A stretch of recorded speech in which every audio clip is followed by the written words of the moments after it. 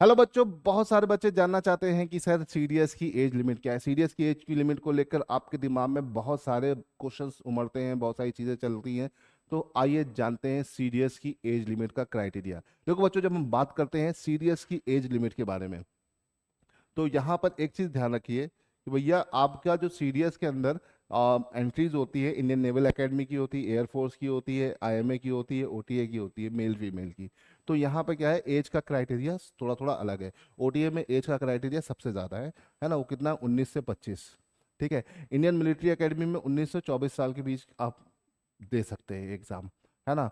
और एयरफोर्स की अगर हम बात करें 19 से 23, और आईएनए की बात करें, इंडियन नेवल एकेडमी की बात करें, तो 19 से 22 के बीच में आप दे सकते हो। अब इसमें क्या होता है, इसमें दिमाग में लेके बहुत सारे क्वेश्चन चलते हैं कि सर हमारा डेट ऑफ बर्थ ये है तो हम क्या करेंगे, हमारा डेट ऑफ बर्थ ये है तो हम क्या करेंगे। तो बेटा अगर आप 2 जुलाई 2001 से 1 जनवरी 2002 के बीच में बॉर्न हो, तो आपके पास आईएमए आईएनए का कोई भी अटेम्प्ट नहीं है, एएफए का नहीं है, बस ओटीए का अटेम्प्ट है। ठीक है। 2 जनवरी, ठीक है, ये समझ लो इसके बीच पैदा होने वालों के पास अभी एक ही अटेम्प्ट है, वो भी किसका, ओटीए का। 2 जनवरी 2002 से 1 जुलाई 2002 के बीच में जो पैदा हुए हैं उनके पास भी ओटीए के 2 अटेम्प्ट है। 2 अटेम्प्ट मतलब इस, ये वाला जो सितंबर है और अगला वाला अप्रैल है। ठीक है। 2 जुलाई 2002 से 1 जनवरी 2003 के बीच जो पैदा हुए हैं, है ना, अगर आपकी डेट ऑफ बर्थ इसके बीच में लाई कर रही है, तो आपके पास आईएमए के एक, एएफए के एक, और ओटीए के बेटा कितने अटेम्प्ट है, 3।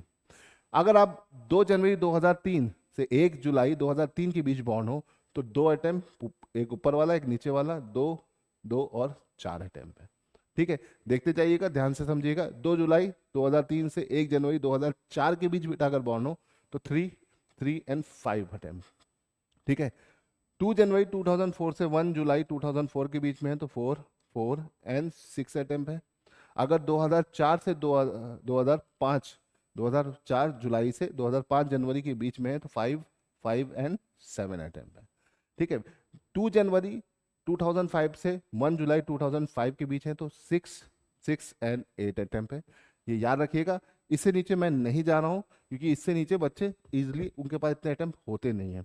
ठीक है। इसी अटेम्प्ट में आप समझ सकते हैं कि आपके पास कितने अटेम्प्ट है ना। अगर आप इन डेट ऑफ बर्थ के बीच लाई कर रहे हो, तो इसको ध्यान से देखिएगा, इसका स्क्रीनशॉट ले लीजिएगा, है ना। बेटा इसका स्क्रीनशॉट ले लेना और आराम से इस पर देखना, समझना।